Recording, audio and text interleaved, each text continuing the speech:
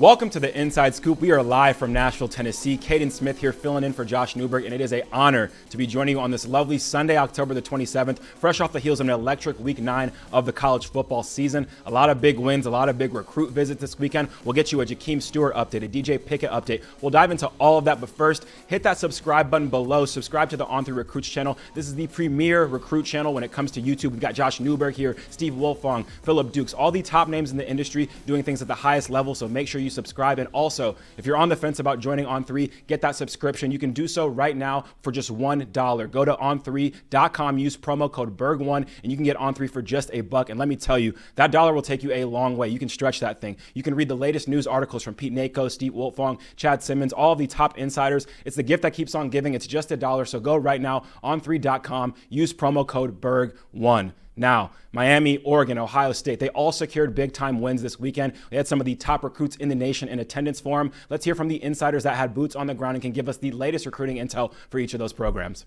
The Miami Hurricanes got a 36-14 dominant win over Florida State this weekend. Florida State's won the last three of those matchups before this one. We have a Zuby Charles with Kane Sport joining us.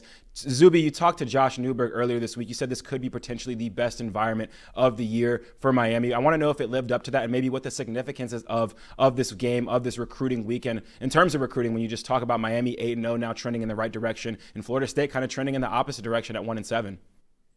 Yeah, absolutely. I think this might have exceeded some people's expectations, including some of the recruits. As a kid, filed out of Hard Rock Stadium last night. It was all smiles from, guys that were committed to the programs, guys that weren't committed to the programs, and guys that were committed elsewhere. Had the chance to catch up with 2025 Miami commit Jabari Antoine, who took in his first game Saturday night, and he said the crowd exceeded his expectations. He said the crowd really did it for him. That was kind of the thing that kind of, had him the most hyped throughout the matchup. Had the chance to speak with 2026 defensive back Camden Portis, who's seen a lot of big campuses throughout the country, and said, hey, even though Miami Stadium, NFL Stadium, it was one of the best atmospheres he's ever been in this year. So a ton of great, feedback from guys as they fouled out at the stadium last night. No, it definitely seems like it's a special time right now in Coral Gables. The team is winning. Maybe people are saying the U is back potentially. But Zuby, I want to talk about the defensive back position because I know that's a high priority right now when it comes to Miami and recruiting. And there's a lot of big names on campus. But I think one of the bigger takeaways for a lot of people is that DJ Pickett, the LSU commit, the safety, one of the best players in the country right now, the number one player in Florida, was not in attendance this weekend. He was expected to be on Miami's campus. He's been there a ton this year. What was the reaction and what were the reasons why maybe that DJ Pickett wasn't at Coral Gables this weekend? So yeah, he was a late subtraction from that big visitor list, and we had the chance to, text back and forth with Zach, who simply said DJ, wanted to be a high school kid this weekend. It was his senior homecoming. He didn't want to miss that out, but they're trying to, make it back next week for the Duke game. Nothing is set in stone yet, but I think Miami's going to try really hard to get him back on campus for that Duke game. And if they do just that, I think it'll be huge, for their momentum and recruitment. Obviously committed to LSU, but that, connection with the Hurricanes is there, and he's still giving them a good chance. So if they can get him back on campus in the coming weeks, I think that'll be huge for, where they stand in things.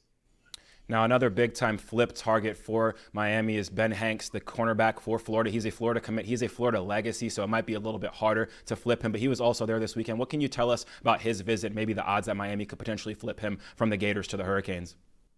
Yeah, this is his second visit this fall. He visited for the Virginia Tech game a few weeks ago. And, Ben Hanks really likes what he's seen from the Miami Hurricanes. And that staff, since he committed to Florida, he said hasn't changed their approach whatsoever. They're continuing to recruit him as hard as ever. And Mario Cristobal and that staff believe Ben Hanks is the type of player that you can plug into a defense and it elevates them to a national championship, caliber defense. So Hurricanes are all in on Ben Hanks, and I do think they're doing a great job of getting him on campus, kind of showing him the vision, what they see from him, what they expect from him if he does, commit to the program. And we all know Miami's really, really, really big on the 25 defensive back class, and Hanks is, near the top of those prospects they're looking to add to round up that group that's pretty solid right now. And another one of those targets is cornerback Shamar Arnaud. He was committed to USC back in June. He's another DB that Miami's turning up the heat on, that they're trying to flip. I know he plays in Carrollton High School in Georgia, but he is from South Florida. What do you think the chances are of him maybe returning to his home state from being a commit from the West Coast, now trying to maybe come back to South Florida and be about what the Hurricanes are about?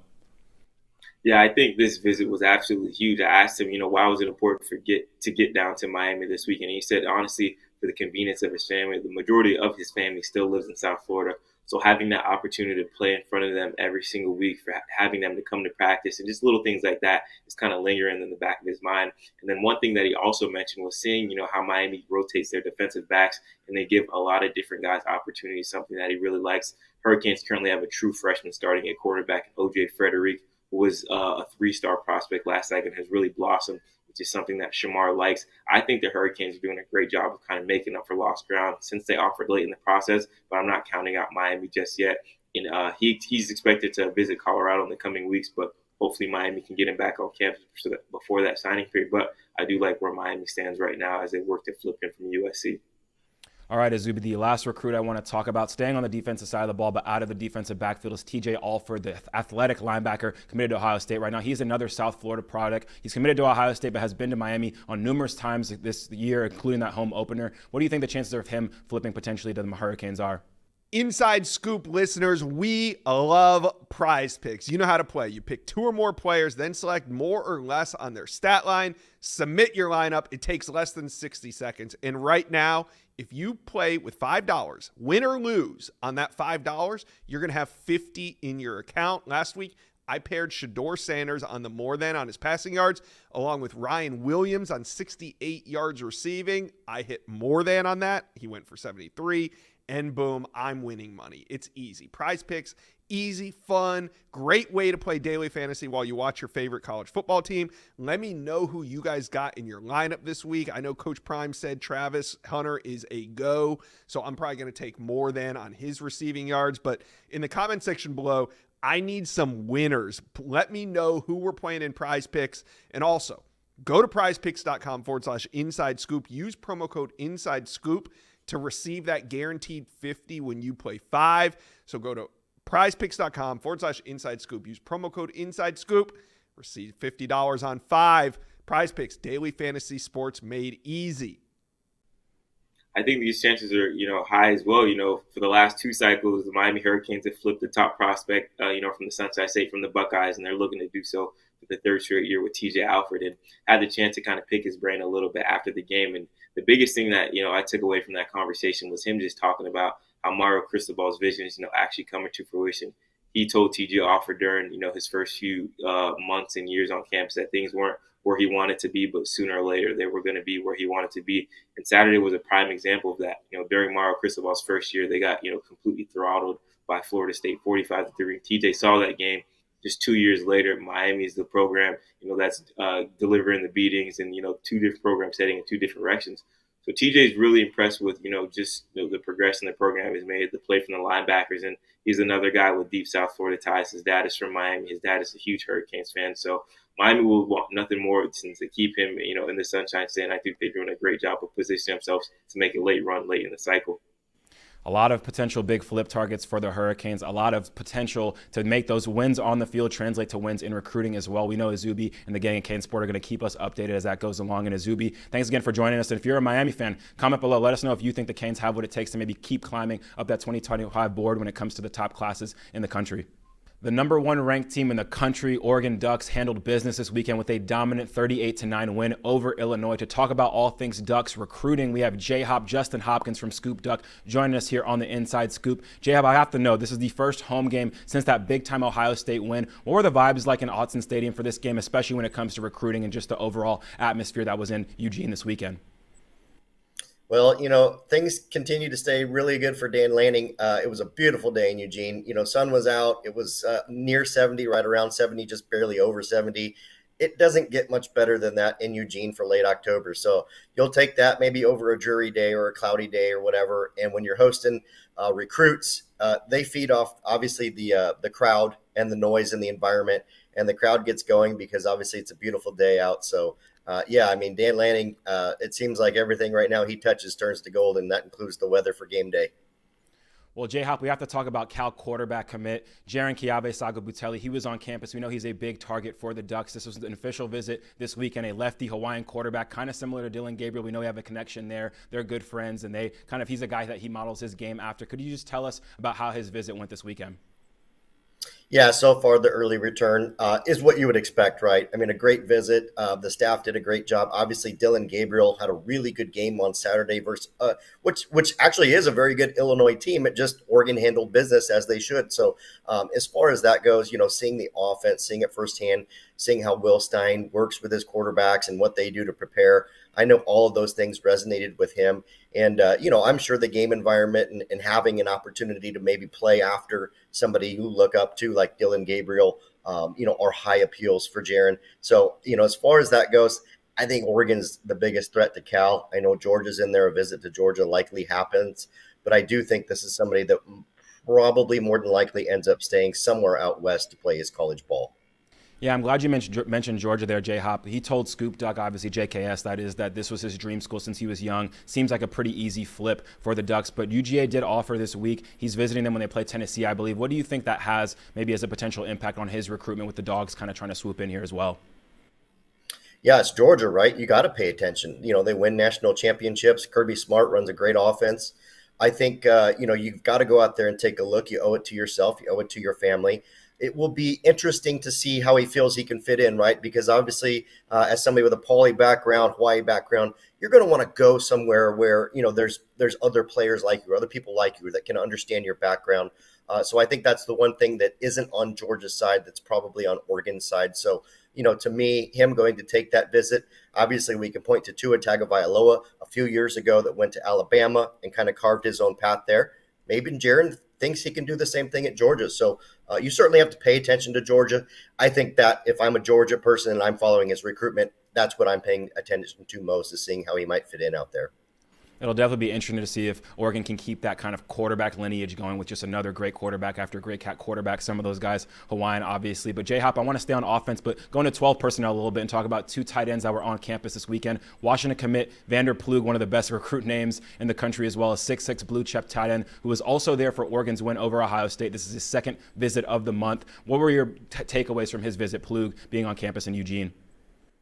Yeah, fortunately enough, a couple of our Scoop Duck members were able to interact with the Plug family that was doing some pre-gaming stuff, and Oregon has a big indoor tailgating facility, and I know that some of the recruits were there. So far, I mean, we've been able to talk to Plug already. You make two visits in under a month to basically a rival to the school you're committed to. I think that speaks volumes. Oregon did a tremendous job on Saturday using Kenyon Sadiq in the offense, the tight end for filling in for the injured Terrence Ferguson. So if you're Vander Plug, or if you're any tight end for that matter, you're obviously looking at that and saying, I like catching the rock there in that offense. So I know that's one of the things that really stuck out to them was the use of the tight end in Oregon's offense.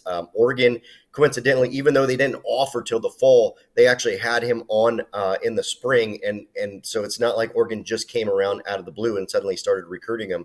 So I know that relationship dating back to the spring also is something that he's mentioned several times as well. And another big-time tight end that was on campus, a Michigan commit, Andrew Olish, goes coast to coast visiting from Pennsylvania, where he's the number 2 player in the state, the number 3 tight end in the country. What were your takeaways from his visit as well? Maybe what do you think are the odds that he could potentially flip to the Ducks too? Yeah, same thing as Plug, right? You obviously watching the offense, you see the tight ends eating in that offense. Patrick Herbert as well, the backup tight end, had a big day.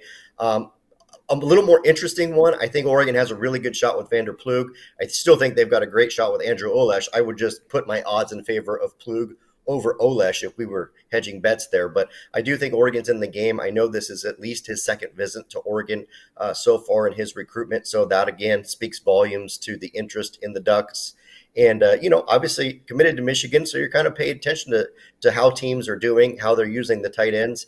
And I know that Oregon being number 1 and obviously using the tight end in the offense, not just yesterday, but all season, are things that Olesh has mentioned to me before, and I believe are paying huge dividends in Oregon's recruitment of him as well.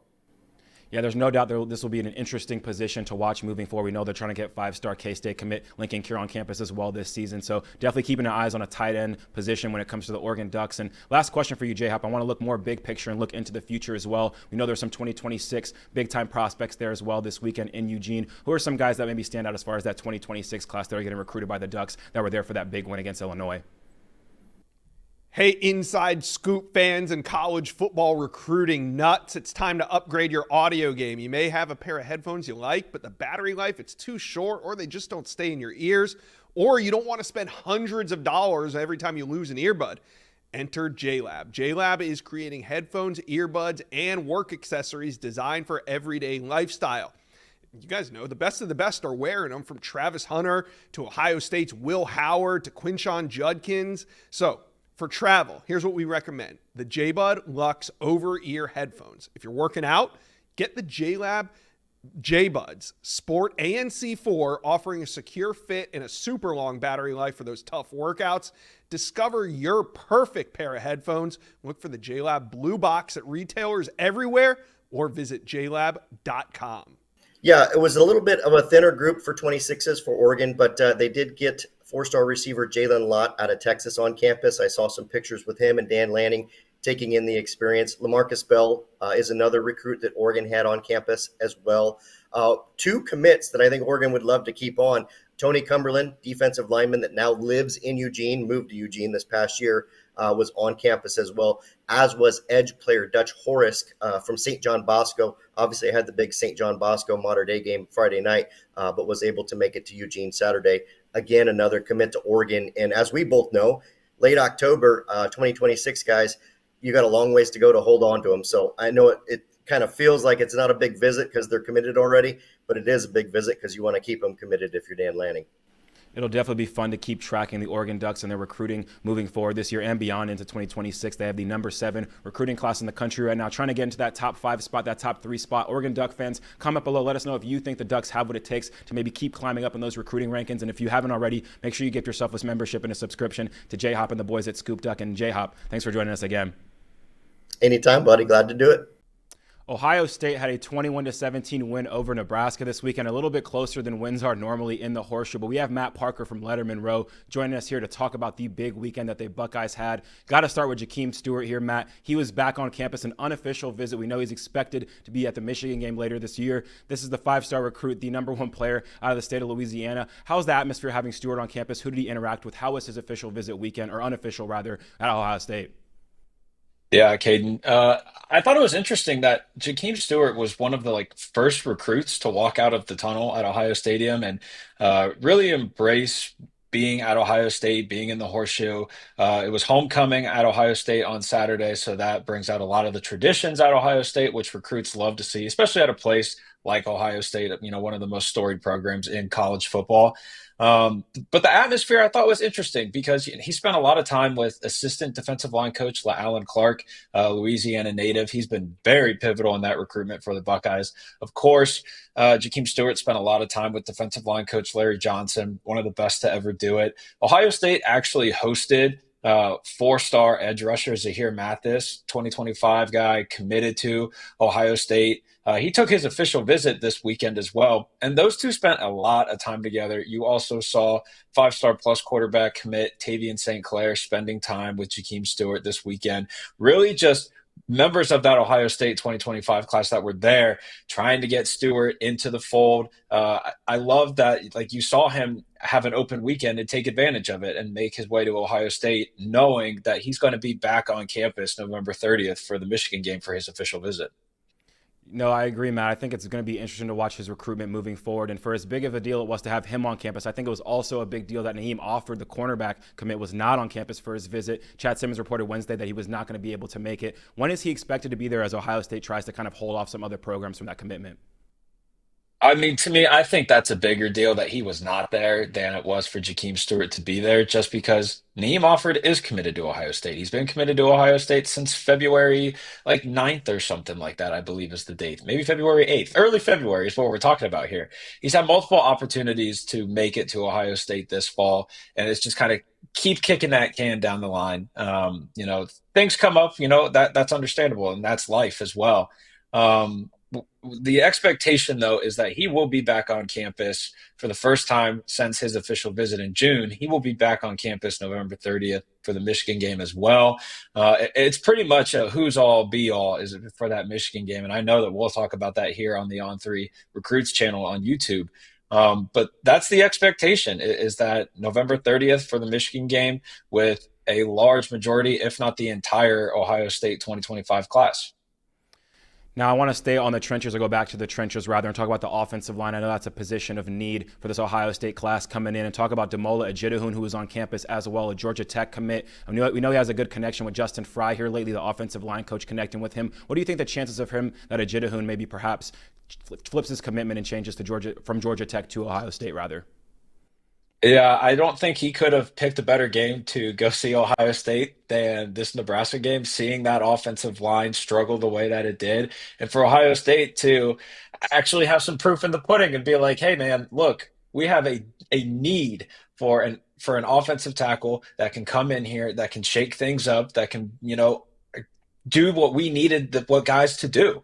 I mean, everyone that watched that Ohio State game on Saturday saw that there was no push from that offensive line. I mean, the Buckeyes totaled 64 total rushing yards, 21 of those coming from quarterback Will Howard on whether it be scrambles or design runs. And, Ryan Day, Buckeyes head coach, said it himself. He said that's just not good enough to have an offensive tackle, a top 100 guy by on three, to have him on campus and just be like, look, this is what we are showing you. We need you here. Your coaches say that a lot. Programs say that to every single kid that they recruit.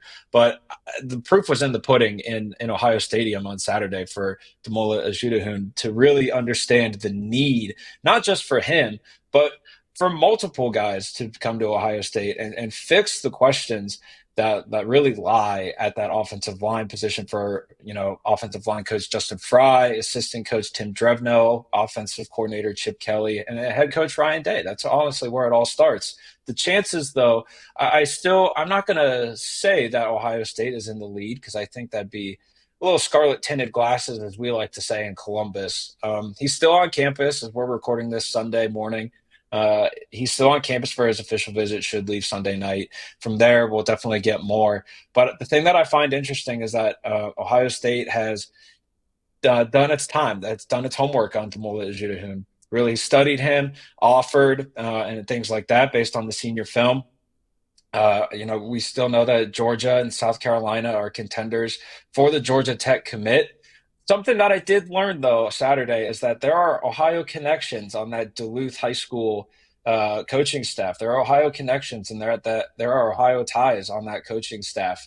And I think that to me is interesting. It probably means nothing in the long run, but anytime that there's an Ohio tie for a recruitment in the South, it automatically makes things just a little bit more interesting. So we'll kind of see how this unfolds. Like most senior flips, I don't expect anything until closer to signing day, which is rapidly approaching us. But for now, Ohio State is really in a good position based on the things that I have heard so far about this official visit that concludes Sunday afternoon. Definitely sounds like the Buckeyes are in a lot of good spots with a lot of good players for this 2025 class, the number 2 ranked class according to On3's industry rankings for 2025. But last thing for you, Matt, I want to ask about maybe 2026, those targets that were on campus. Who are some of the biggest names, the biggest players that were on campus as recruits for this 2026 year, next year? I mean, one guy for me that really stood out, sticking with the trenches, is JB Shabazz out of North Carolina, East Forsyth. You talk about a big guy, man. I mean, he could have put on the pads yesterday for Ohio, or on Saturday, put the pads on for Ohio State and gone in there and done his thing. Another big name for me that I think Ohio State fans really, really need to start paying attention to now is 2026, the 4-star linebacker, Storm Miller out of Strongsville, just outside of Cleveland, Ohio. That's a guy who Ohio State is really, really kind of ramping up its efforts on. I'm not saying anything about commitment or anything like that before people get a little excited in the comments. But I do think there is a new intensity in that recruitment for Ohio State. They really like his junior tape. He's a very athletic linebacker. And that's a recruitment that Ohio State will be the first to tell you that Storm's older brother, Blake Miller, is an offensive lineman at Clemson. Ohio State botched that recruitment. That's a guy that, probably should be at Ohio State right now, but isn't. Ohio State isn't going to want to make that same mistake twice. So there's a big intensity there with Storm Miller, who was on campus for the Nebraska game yesterday. There's no doubt there's a lot to watch in Columbus with recruiting coming down the stretch here. We know that Michigan game is going to be something big to watch. Like I said before, the number 2 class in the country. We'll see if they can maybe get to that top spot. Ohio State fans, let us know below right now. Comment below. Do you think Ohio State could potentially make it to that top 1 class when it comes to 2025? And Matt, thanks again for joining us on The Scoop. Thanks for having me.